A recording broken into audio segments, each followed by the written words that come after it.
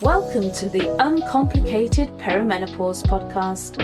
I'm Kate Grosvenor, your friendly perimenopause expert and life coach. And I'm Gabriella, Kate's daughter, representing all the women who are nowhere near perimenopause but want to understand it better.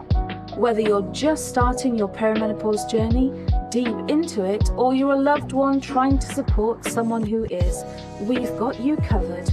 We'll be answering all of your burning questions, exploring the ups and downs, and sharing expert advice and personal insights. So grab a cup of tea, get comfy, and let's dive into the wonderful, sometimes wild, world of perimenopause together.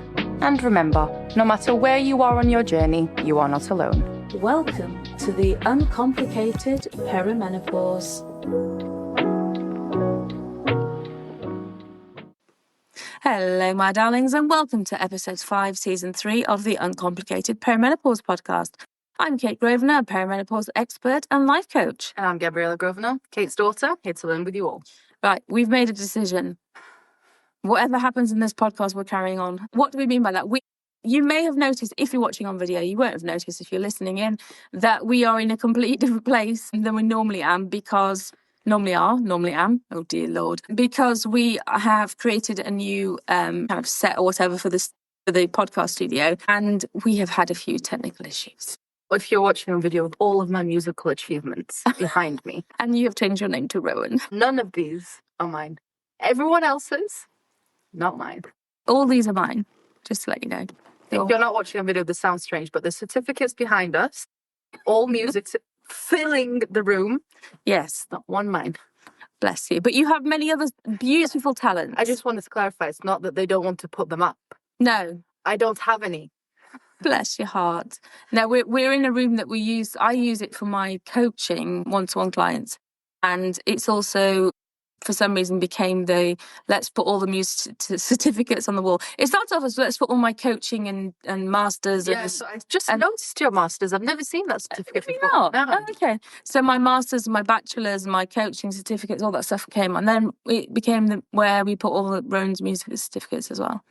So, and then I thought, well, Rowan's music certificates are going up. I'm going to put my music certificates up as well. And Jenna's like, watch me get some certificates. And it just got a bit silly.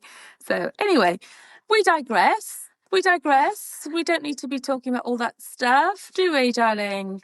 So tell me, question for today. What are we talking about? Longish one. Okay. Helen. Buckle in. Yes. Right, here we go. Helen. Hi, Helen. She's 40. Bless. Okay. She's from London. Yeah. I said that really well. Usually I go London. London. She's from London. Hello, let's. I can't come back from London and say London. No. So, when I try and sleep at night, my legs are really twitchy and so sore. Okay. It's every day. Yeah. When I'm actually trying to get to sleep. Right.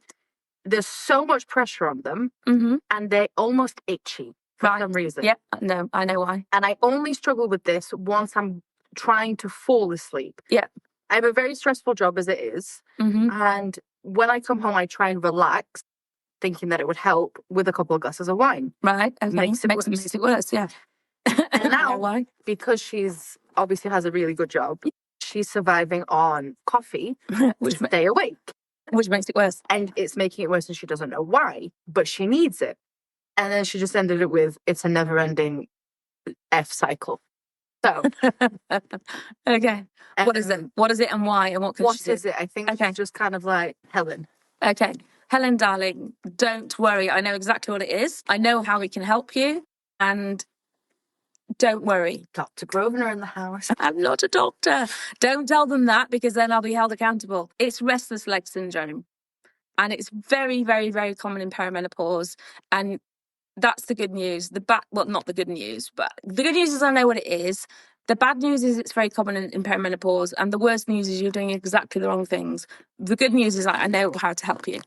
So it's kind of good news, bad news, good news. Okay, so what is restless leg syndrome?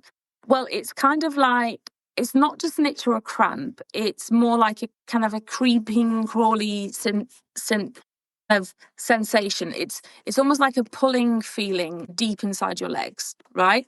So it's sometimes in the calves, it can be in the thighs. It's typically in the calves, sometimes or even in the feet. And it's a pressure that builds up. Okay. Sometimes it can even feel like a buzzing or an electric sensation underneath the skin. And it's described a few ones, sore, itchy. Yeah. And it's almost like you've got this irresistible urge to move or twitch your legs. It's really unpleasant.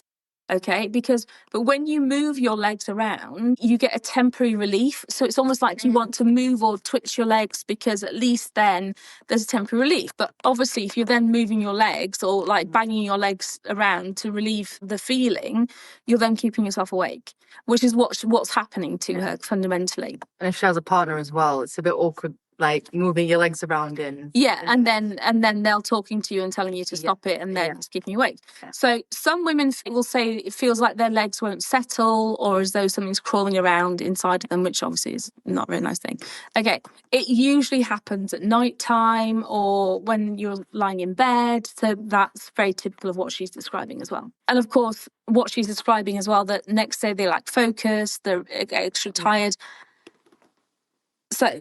Yeah, there's a lot to. Yeah, there's lots of that. Yeah. Yeah. So what she's describing is very, very, very typical because you end up with, no energy and everything else. So what can you do about it? That's the basic point. So yes, everything you're describing sounds very atypical of restless leg syndrome. What causes it? Right. Well, the first thing that causes it is fluctuating estrogen. Because when you have estrogen that's fluctuating all over the place, what's essentially happening is that it affects the estrogen, it affects your dopamine pathways. So, excuse me, I've got a frog in my throat. Dopamine plays a key role in muscle movement. So when estrogen fluctuates wildly, as it does in perimenopause, it can disrupt those signals. And it leads to an irresistible urge to like move your legs around. Also, progesterone. Now, excuse me, as we know, estrogen fluctuates and as it leaves the body, I say this probably most episodes, estrogen fluctuates like a roller coaster, it leaves your body. Progesterone goes down in a straight line. But as progesterone decreases, progesterone is your muscle relaxant. So your muscles aren't as relaxed as they used to be, which is obviously therefore a problem. So your muscles aren't as relaxed, and so then they can feel tense, they can feel twitchy, which is not much use. Also, she didn't mention, but it's worth going to your GP and checking if you've got low ferritin levels or low iron levels. Sometimes that can lead to low ferritin is your body's iron storage. If you don't know what ferritin is, it can trigger or it can worsen restless leg syndrome. So if you've got low iron levels, estrogen also influences how your body uses the iron. If you have got low iron levels, it's worth checking with your GP or having your iron tested. And then if you have got low in iron levels, if you bring it up to normal, sometimes that's just enough to do it. One of the major reasons for restless leg syndrome is a magnesium deficiency. So taking magnesium helps muscles relax, and it also helps nerve functions. Okay. So as stress rises, sleep quality decreases and magnesium can become depleted, especially if you drink alcohol and caffeine. Both, yeah. Right. So, and this is no judgment. We've been there, zero judgment. So a magnesium complex is your best idea. Now, this isn't a shameless plug, but it's a little bit of a plug just because a magnesium complex has 3 that you need. Okay, so some magnesium complex, and I'm not bashing another brand and I'm not going to name brands, but some complexes will contain glycinate, maybe taurate and citrate. Okay, those are not the 3 you need. You need magnesium glycinate, taurate and malate. Yeah, I've seen others as well that only have 2. Yeah. Yeah. So the reason that you need malate, so magnesium glycinate will help you to sleep and feel sleepy and relaxed. Magnesium taurate will help an anxious brain and help your brain to be calmer. Magnesium malate is the one that will help your muscles relax. Okay, so magnesium malate is specifically good for this, but mixed with the glycinate will help you to feel sleepier. And because she describes having, sorry, what was her name? Helen. Because Helen describes having as quite a stressful job. Yeah. Having the magnesium taurate in there will help with that. So magnesium complex, and I'll put the link, because we obviously sell a magnesium complex in the Lifestyle brand. Yeah. That will be perfect for her. And it's so not shameless plug. You've created all of these specifically for them. Yeah. So you know. I mean, that's why we have those three for women in perimenopause, because restless leg syndrome is very, very common. Muscle twitching in general at nighttime is very, very common. Taurate is women very often have an anxious brain in perimenopause because our dopamine and our serotonin is played with. So that's very common, and sleep issues are very common as well. So magnesium deficiency, hugely common for women in perimenopause, leading factor in restless leg syndrome. Okay. Another common factor is sleep disruption.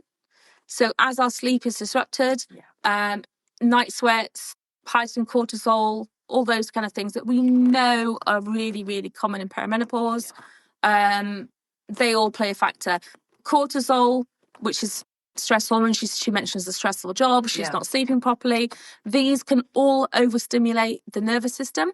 Okay. What that does is it keeps your muscles on alert, inverted commas. So restless leg syndrome often worsens at night because your cortisol levels should drop. And if they're not dropping, if your cortisol levels aren't dropping, that will kick the obviously restless leg syndrome gets worse. Dopamine dysregulation as well. So perimenopause can throw your brain chemistry off balance. So low dopamine or disrupted dopamine, signaling is a very recognized cause of restless leg syndrome as well. So sometimes if you went to the doctor and you said, I've got restless leg syndromes, they would give you something to boost dopamine. Is it my favorite treatment?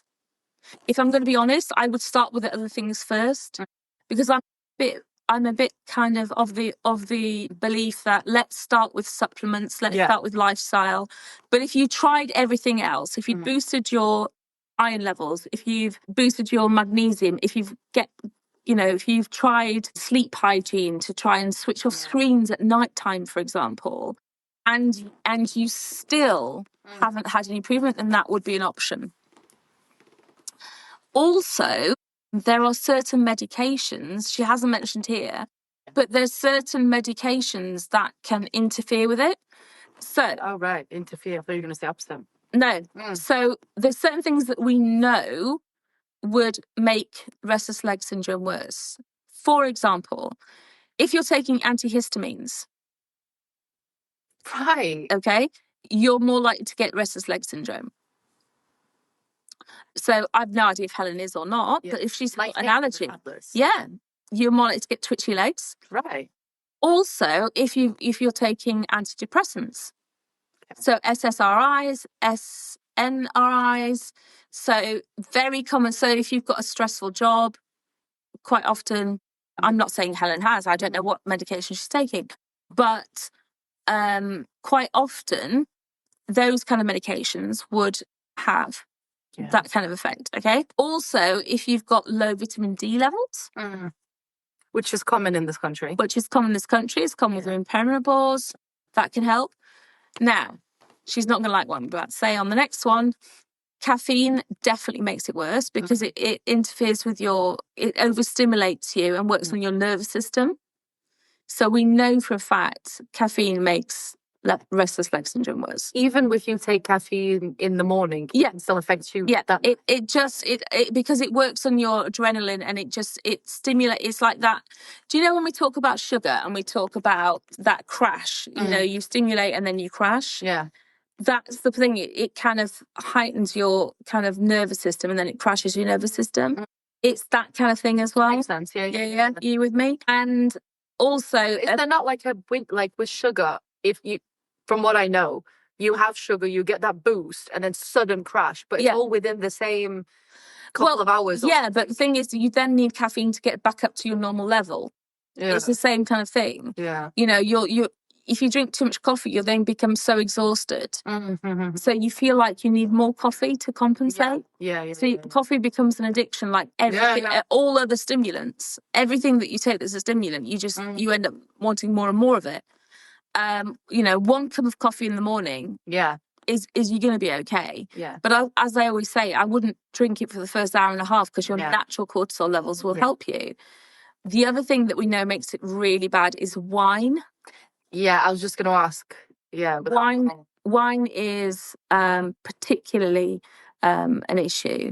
Histamine levels we know are not great. Antihistamines, by the way, are contained in a lot of sleep aids. So some sleeping tablets or some things that will help you sleep often contain antihistamines. So you think you're doing yourself good, but it might actually help problems with that. Wine, caffeine, if you've got low vitamin D, if you've got low iron levels. What does alcohol do to it? Same? Alcohol is very complicated, but wine in particular can be, in perimenopause in general, we know that you become what we call histamine intolerant, and anything that contains histamines or works with your histamine levels is a big problem. And wine in particular, and weird things like strawberries. Okay. Go figure. There's so... Not where I thought it was going. Yeah, I know, right? So that there's weird things that you have to just be aware of. Histamine levels can really have issues with you. Other things like even circulation issues. If you're that kind of person, so Rowan's always got cold feet and cold hands. She's got more issues. So if you had I won't say it's linked to growing pains, but if you were a kid that always had cold feet, cold hands, you're more likely, I would say, to have restless leg, because circulatory issues in general, can lead to things like restless legs. And finally, stress is a huge amplifier. She already says she has a job that's stressful. I don't know if she's got a family life as well. So when you're tense, your body releases more adrenaline. So this is the thing, anything that plays on your nervous system, anything that plays on your adrenaline system and keeps your muscles in like a semi-contracted state, so anything that makes you nervous, tense, stimulated. So this is the thing with caffeine as well. This is the thing with stress. Anything that stimulates you, makes you nervous, makes you agitated. It's another reason why restless leg syndrome tends to flare up on nights when you're exhausted, but you can't switch off mentally. So all of these are massive factors. So what could you do?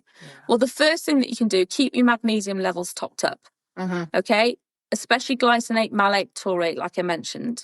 Okay? Check your iron and ferritin levels with your GP or your doctor. Try and wind down properly before bed. That doesn't mean alcohol. That means a warm bath, not a hot bath. Hot baths can cause circulatory issues. Okay, so you want a warm bath. I assume it would help. I don't know why. I would have assumed warm bath, not hot baths. Because what warm baths will do is they will constrict the blood vessels, or they dilate it too far. So you don't want a cold shower and you don't want a hot bath. You want warm, because you don't want to constrict or dilate too far. Gentle stretching. So warm bath, gentle stretching. Magnesium creams are really good. Ready for you to say yoga. Yeah, yoga. I'm basically saying yoga. Gentle stretching, yoga, nighttime yoga.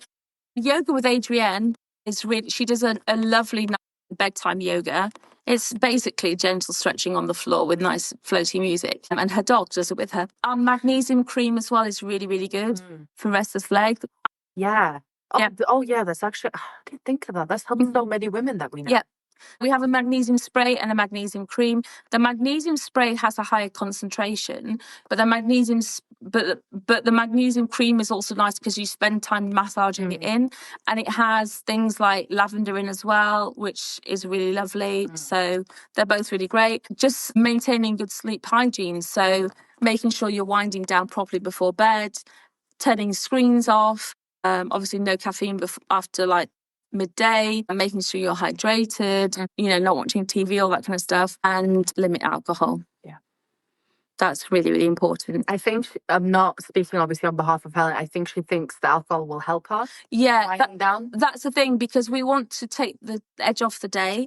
But if you actually had a warm bath and stretched and unplugged from the world, alcohol numbs, but it doesn't unwind you. Yeah, that's true. It numbs the stress. Yeah. Actually doing mindfulness exercises like journaling, like... You have a beautiful bedtime routine. I do. The bath, the skincare, the creams, smells. You've associated the smells with, okay, time to go to bed now. Yeah. It's so healthy. It is. And I have to, because obviously being ADHD, my brain works 100 miles an hour. Yeah, you've always struggled. I've always struggled with sleep, and it takes me... So I have to read, not watch TV. I have a bath with Epsom salts and beautiful ovarium oils, so like lavender and all those kind of beautiful smells. I have to have the room I come back into, it has to be a certain, not too bright, no big light, as we call it in the UK. Warm light, not cold light. Certain smells has to be beautiful, kind of relaxing, calm smell. I don't like my room to be messy. So it should be tidy so nothing distracts me, because if I start tidying up, then I get distracted, and then that's a nightmare. Yeah. And these kind of things, my pajamas are always ready, so I don't have to start hunting for them. Bamboo pajamas, obviously. Goes without saying. Yeah. The bamboo pajamas have to be out. And my skincare routine is very, very important to me. Yeah. So it obviously, so I look after my skin, but also that kind of massage and just calming down, winding down. And journaling, if you've got an active mind, is also brilliant. Those kind of things, that's a proper sleep hygiene routine, rather than just numbing. A TV numbs your brain. It doesn't wind down your brain. Alcohol numbs your brain. It doesn't wind. I used to eat chocolate to numb. Yeah. That was food was the way we all have our numbing. That's what I used to do. That back in 2016, that was at the end of the day, I just used to look forward to going to bed so I could eat chocolate, to have almost like a sugar coma. There's the only way I could describe it. It was just sweets and chocolate. And that would be how I would numb out from the day, from the pain of what was going on in my head. But it didn't do anything. It would just literally numb out until the sugar wore off. So sleep hygiene is really, really important. So I hope that helps. But start with magnesium. That's the easiest fix. Magnesium as in the complex, and then magnesium either spray or cream, and then your sleep hygiene. And you'll be shocked how much better it gets just with magnesium. It's such a simple fix. Yeah. So magnesium complex, magnesium spray, sleep hygiene. Then it would be looking at your iron levels. I would say probably 90% of women, that's going to fix. Yeah. Seriously. So fingers crossed, Helen. I hope that helps. All right, my darlings. Obviously, at the moment, we're in October, so it's World Menopause Month. So join with us, make some noise. Let's share episodes. Just make sure that you're sharing your perimenopause and menopause journeys online, because we need to make sure we're paying it forward, and that women are aware that we need to keep this conversation going. We've got a very special episode coming up next episode, so I hope you stay tuned. All right, my darlings, take care, and we will speak to you soon. Bye.